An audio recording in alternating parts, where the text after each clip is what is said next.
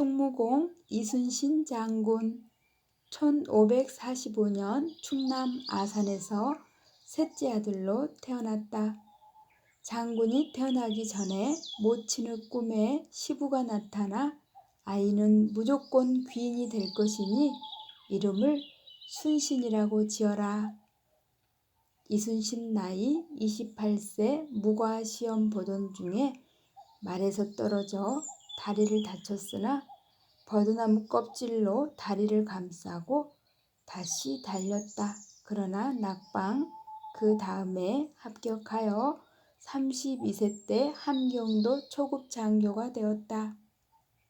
1592년부터 1598년 동안 7년간 왜군의 침략으로 일어난 전쟁. 1592년 8월 임진왜란 한산도 대첩, 1597년 9월 명량 대첩, 1598년 11월 노량해전 대첩. 임진왜란 중에 임진일기, 가보일기, 병신일기, 정유일기, 속정유일기, 정조 임진왜란 200주년 때 1792년 난중일기라고 이름을 붙였다 한다. 1962년 12월 20일 이충무공 난중일기 국보 76호가 되었다. 그 전쟁 중에도 먹물을 묻혀서 쓰신 활달한 글씨가 대단하다. 초 3일 맑음 군관과 진해루에서 활을 쏘았다. 초 10일 맑다. 아침밥을 먹은 뒤 동원에 나가 일을 하였다. 활 10순을 쏘았다. 초 11일 아침에 흐리더니 늦게는 맑았다. 일을 마친 뒤 활 쏘기를 하였다. 초 6일 맑음 진해루에 나가서 일을 마친 뒤에 군관들에게 활쏘기 훈련을 시켰다. 17일 흉악한 원균은 곤장 40대를 맞고 장응 부사는 20대를 맞았다. 흉악한을 강조했다. 10일 일기에서 아침을 먹은 뒤 원수에게 갔더니 원균의 정직하지 못한 점을 여러 번 이야기하였다. 정말 양심이 없는 사람이다. 초 5일 일기에서 늦게 충청 우후 온유남이 한산도에서 왔는데 원균이 못된 짓을 많이 한다고 했다. 또 진중의 장졸들이 다 그를 따르지 않으므로 앞일을 예측하기 어렵다고 했다. 원균은 1604년 권율 이순신과 함께 선무 1등 공신에 올랐다. 원균은 임진왜란 때 경상 우수사로서 또 삼도수군 통제사로서 활동하다 1597년 7천량 해전에서 대패하고 죽음을 맞이했다. 돌아가신 어머니의 영전에 인사를 올리며 어찌하리요, 어찌하리요. 천지에 나 같은 일이 또 있을 것인가. 일찍 죽는 것만 같지 못하리요. 백의 종군한 뒤 삼도 수군 통제사가 되어 다시 한산도로 내려온 이순신은 혼자 수루의 마루에 앉아 어머니에 대한 그리움을 나타냅니다. 초 2일 어머님에 대한 그리운 마음이 어떠하랴. 슬픔을 이기지 못하여 눈물 흘렸다.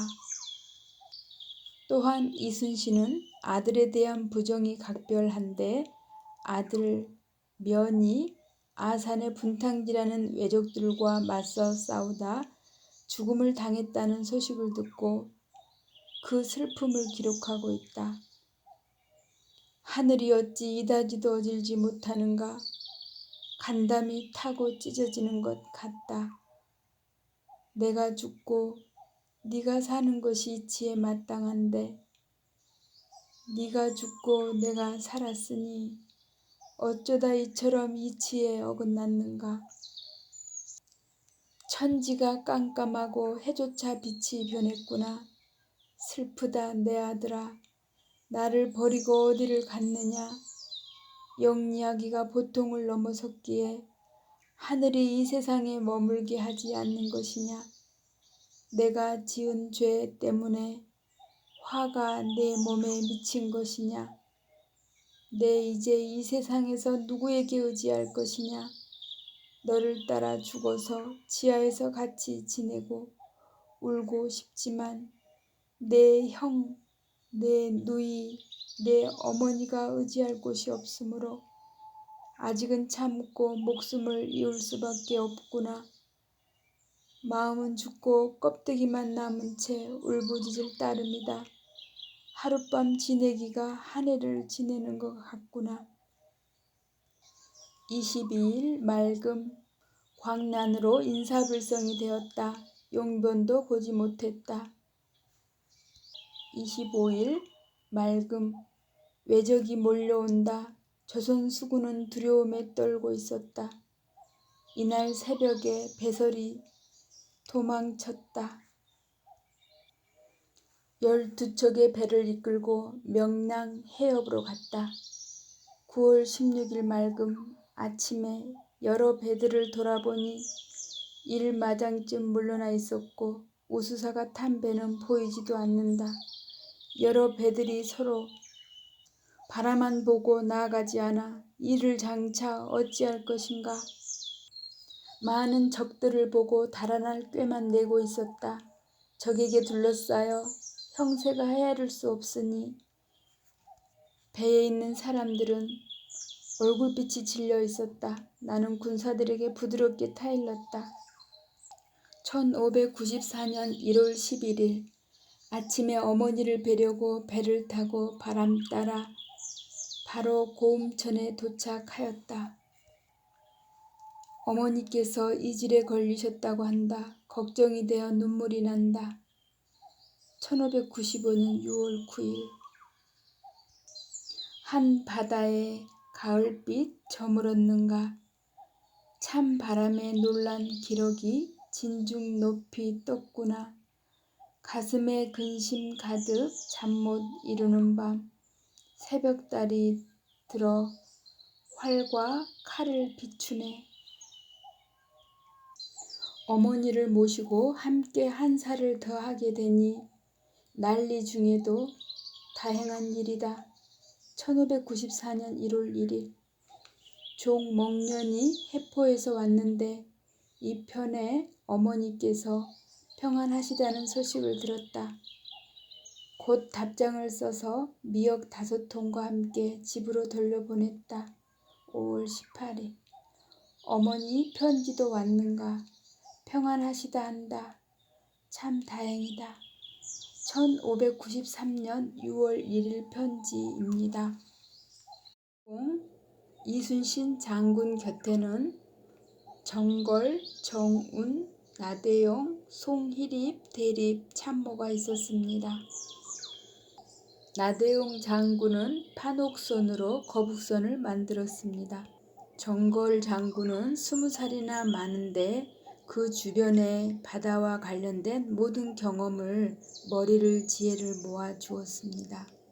녹도 만호 정운을 잃고 믿고 의지하던 오직 그대였는데 슬픔을 머금고 극진한 정으로 한 잔 술을 올리네 하면서 부하들의 희생 앞에 가슴 아파했습니다. 노량해전에서 장군이 쓰러졌을 때 곁에 송희립이 있었습니다.